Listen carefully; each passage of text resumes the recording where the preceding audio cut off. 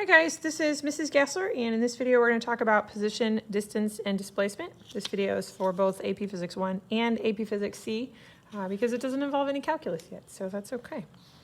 All right, so I've got this document here that I have already kind of filled out a little bit. If you need to pause the video and copy that so that you have some places to fit stuff, I'm going to draw a little bit in here, so leave as much room as you think is necessary.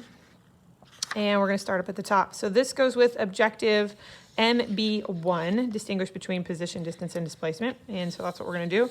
We're going to start by looking at the definitions. So we're going to write those down. Position is where you are. Okay? Hopefully that makes sense. You're not surprised. Position. Distance is how far you travel. Okay, we'll make a little note on that one in just a minute.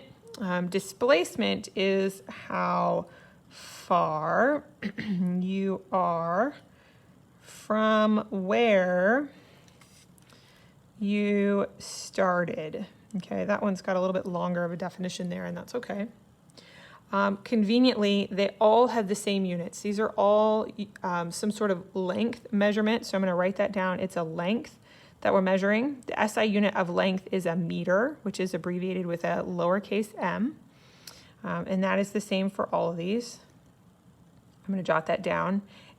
In truth, though, any length unit would work for this. If you have to do any math, you need to make sure your length units match. So if you're using centimeters, they all need to be in centimeters. If you're using feet, they all need to be in feet. As long as the units match, that's all that matters when it comes to doing calculations with position, distance, and displacement. Now, the symbols are a little bit different, and in all reality, they can be interchanged with other things as long as you know what you're talking about.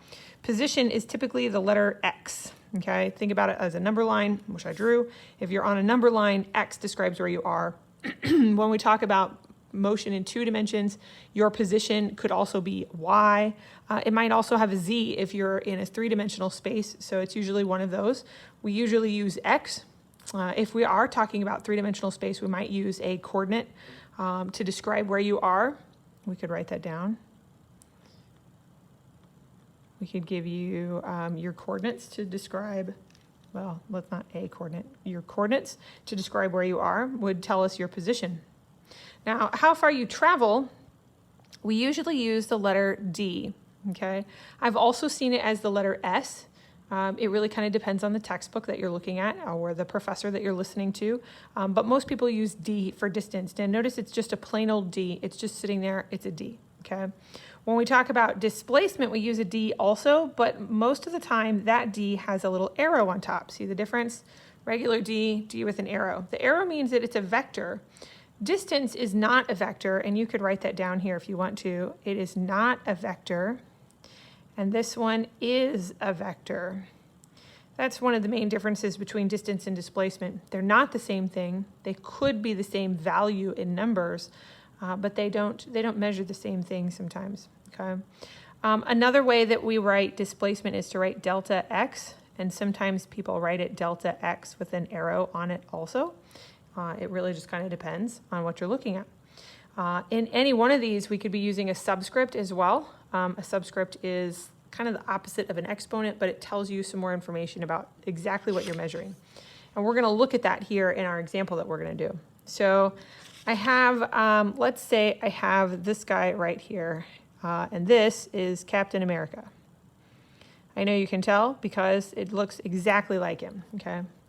Now, let's say that Captain America starts at the 2-meter mark, and then he moves to the -4-meter mark, and then he goes to, let's go with the 5-meter mark, okay? So if I'm going to talk about his position, he's got 3 positions. So what I would need to do is give some sort of subscript to indicate that. So his first position is 2 meters, his second position is -4 meters, and his last position is 5 meters. I could even draw that up here. If he starts at 2, that's right here, there's x1. And then he's at -4, there's x2, and then he's at 5, there's x3, okay? So that's just describing my position. Now, if I'm going to look at how far Captain America traveled over this whole trip, I'm going to notice that he started here, he went to the -4, and then he came back around and ended up at the -5. So what I'm looking for is the length of this line. So I've got two pieces here. I went from 2 to -4. That's 1, 2, 3, 4, 5, 6 meters. So I'll have a first distance, which is 6 meters. And then I'll have a second distance, so we'll call this D1. I'll have a second distance where I go from -4 to 5. Pardon me. That is a distance of 9 meters. So my distance total is going to be the sum of those things. Distance 1 plus distance 2, which is 6 meters plus 9 meters. 6 and 9 is what, 15? So Captain America traveled 15 meters in this situation. Now for displacement, it's how far you are from where you started. So if Captain America starts here at 2 meters, he goes to -4 meters and then ends up at 5 meters. The only points that I care about are where he started and where he finished.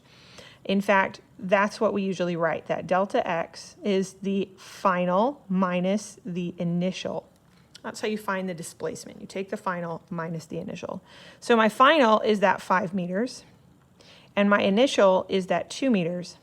So overall, Captain America's displacement is actually 3 meters. Now, a note, if Captain America had done this backwards, all of this would be the same except for the numbers. So this would be 1, 2, and then 3. The distance that Captain America traveled would just be the opposite. So he went the 9 meters first and then the 6 meters, but he still traveled 15 meters. But the displacement would be different. I'll make a note here. If he went back.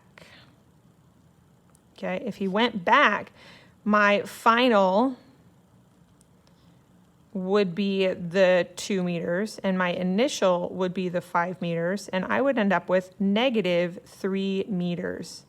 This right here, this negative, that's why it's a vector, because the direction matters. Here Captain America went the other direction, and that shows up in the displacement.